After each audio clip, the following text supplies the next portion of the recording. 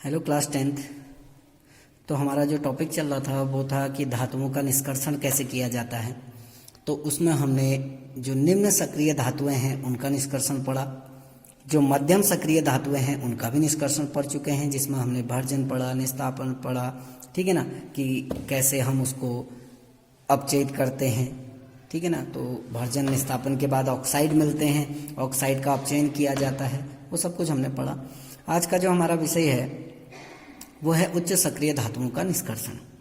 ठीक, तो उच्च सक्रिय धातुएं जैसे सोडियम है, पोटेशियम है, एल्यूमिनियम है, ये जो धातुएं हैं ये प्रायः, ये हमेशा ध्यान रखना कि ये धातुएं या तो अपने ऑक्साइड के रूप में पाई जाती हैं, ठीक है ना, या ये हैलाइड के रूप में पाई जाती हैं। हैलाइड यानी उसमें हैलोजन उपस्थित होगा, जैसे क्लोराइड के रूप में हो सकती है, ब्रोमाइड के रूप में हो सकती है, या अन्य जो हैलाइड हैं जो हैलोजन है उनके रूप में पाई जाती है।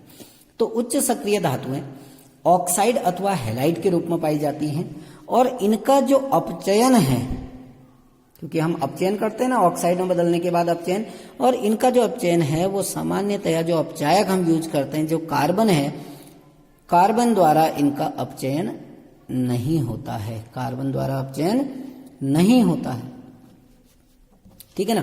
तो हमने क्या कहा कि जो हमारी उच्च सक्रिय धातुएं हैं, सोडियम, पोटेशियम, एल्यूमिनियम जो हैं, ये प्रायः या तो ऑक्साइड के रूप में या हैलाइड के रूप में पाई जाती हैं, और इतने ज़्यादा स्थायी होते हैं ये ऑक्साइड और हैलाइड कि कार्बन द्वारा इनका अपचयन नहीं होता है। तो इन धातुओं को प्राप्त करने के लिए क्या किया जाता है कि इनके जो ऑक्साइड हैं या इनके जो हैलाइड हैं, इन ऑक्साइड अथवा हैलाइडों का वैद्युत विश्लेषण किया जाता है, इनका वैद्युत विश्लेषण किया जाता है। अब ये क्या होता है मैं आगे बताता हूं। जब इनका वैद्युत विश्लेषण किया जाता है तो हमें धातु प्राप्त होती है। वैद्युत विश्लेषण होता है कि किसी पदार्थ के विलयन में हम विद्युत धारा प्रवाहित करते हैं। अभी कैसे करते हैं धीरे धीरे मैं आपको बताता हूँ, आपकी बुक्स में शायद नहीं दिया होगा लेकिन मैं इसको डिटेल में आपको बताता हूँ कैसे, ठीक है ना। तो क्योंकि हम पीछे अपचयन और ऑक्सीकरण की परिभाषा पढ़ चुके हैं, इसलिए मैं इस टॉपिक को थोड़ा सा आपको बताता हूँ। उदाहरण के लिए मैं आपको एक उदाहरण देता हूँ कि हमारे पास एक उच्च सक्रिय धातु सोडियम है, ठीक है ना। तो सोडियम प्रायः अपने हैलाइड के रूप में पाई जाती है। अब हैलाइड के रूप में यानी NaCl, सोडियम क्लोराइड, क्लोराइड यानी हैलाइड। तो सोडियम एक बहुत सक्रिय धातु है, ऐसे मैग्नीशियम है माना, तो मैग्नीशियम भी अपने हैलाइड के रूप में पाई जाती है, जैसे मैग्नीशियम क्लोराइड MgCl2, है ना। तो इनका वैद्युत विश्लेषण किया जाता है, इन धातुओं के निष्कर्षण में इनका वैद्युत विश्लेषण या वैद्युत निष्कर्षण किया जाता है। क्या करते हैं उसमें देखिए, ध्यान रखिए। वैद्युत विश्लेषण क्या है, पहले तो ये है कि पदार्थ के जलीय या गलित विलयन में विद्युत धारा प्रवाहित करने का प्रक्रम, में विद्युत धारा प्रवाहित करने का प्रक्रम। यानी हमने करना क्या है कि एक पात्र लेना है, ठीक है ना।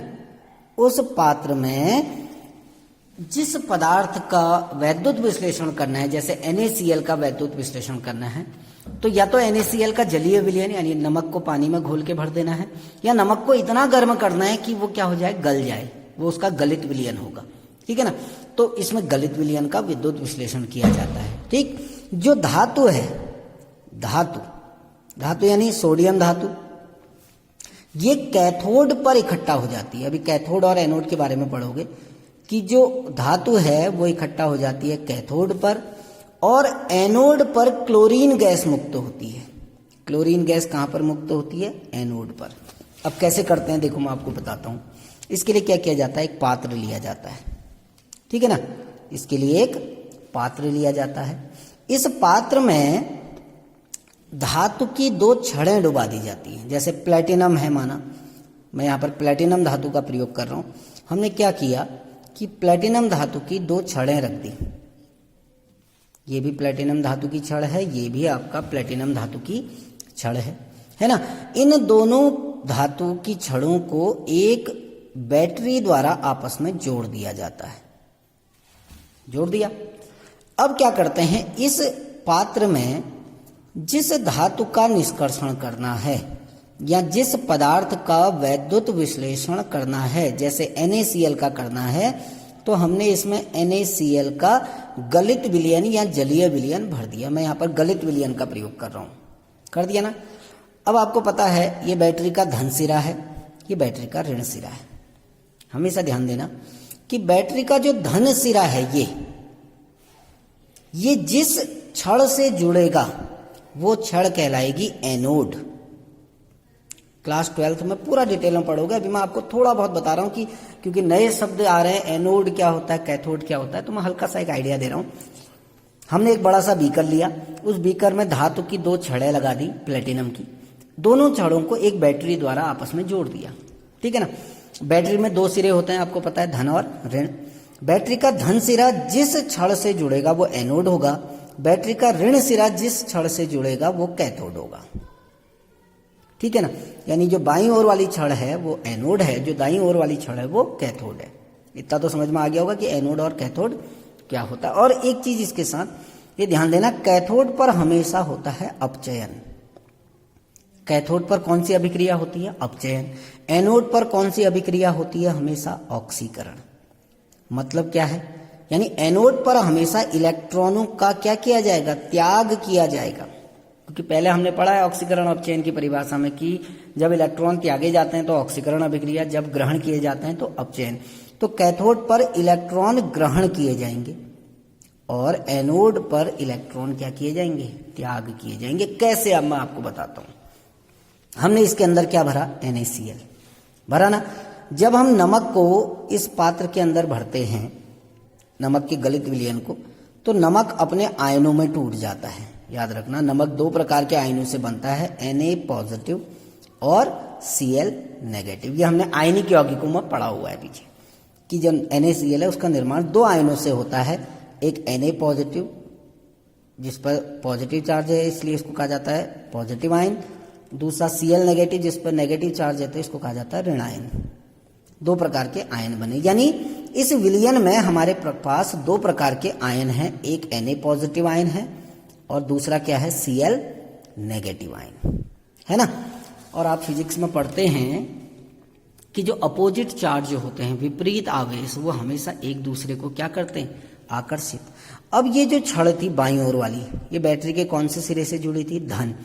तो इस छड़ पर कौन सा आवेश होगा, धनावेश, क्योंकि ये कौन से सिरे से जुड़ी है, धन सिरे से जुड़ी है।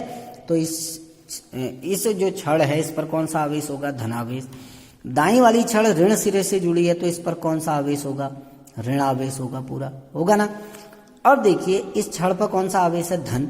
ये कौन सा आयन को अपनी ओर आकर्षित करेगी, Cl नेगेटिव करेगी ना, क्योंकि ये धन आवेश है, ये ऋण आवेश है, विपरीत आवेश एक दूसरे को क्या करते हैं, आकर्षित। अब ऐसे ही इस छड़ पर कौन सा आवेश है, ऋण आवेश, तो ये कौन सा आयनों को आकर्षित करेगी, Na पॉजिटिव को। क्यों, क्योंकि हमने पहले ही कहा कि विपरीत आवेश एक दूसरे को आकर्षित करते हैं। तो अब देखिए सबसे पहली अभिक्रिया हम पढ़ते हैं क्या, एनोड पर।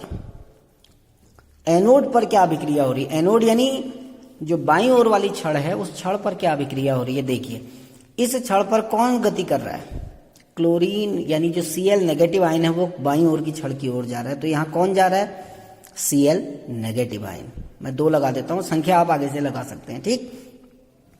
अब नेगेटिव चार्ज का मतलब क्या है कि इसके पास इलेक्ट्रॉन ज्यादा है, ये तो होता है। पॉजिटिव चार्ज का मतलब इलेक्ट्रॉन कम है, नेगेटिव चार्ज का मतलब इलेक्ट्रॉन ज्यादा है। तो इस पर कितने इलेक्ट्रॉन ज्यादा हैं, क्योंकि आगे से 2 लिखा है तो कितने इलेक्ट्रॉन ज्यादा हैं, 2। तो ये क्या करेगा, अपने अतिरिक्त 2 इलेक्ट्रॉनों को त्याग देगा, और जब इलेक्ट्रॉनों को त्याग देगा तो किसमें बदल देगा, क्लोरीन गैस में। तो हमने पहले ही लिखा था, देखो एनोड पर कौन सी गैस निकलती है, क्लोरीन। कैसे निकली, क्योंकि एनोड पर कौन सा आवेश है, धनावेश। तो कौन सा आयन गति कर रहे हैं, नेगेटिव आयन गति कर रहा है, Cl नेगेटिव आयन एनोड की ओर जा रहा है। नेगेटिव चार्ज है तो इलेक्ट्रॉन ज्यादा है, उसने त्याग दिए ना। अब देखो कैथोड पर दूसरी अभिक्रिया कहां पर की होगी, कैथोड पर।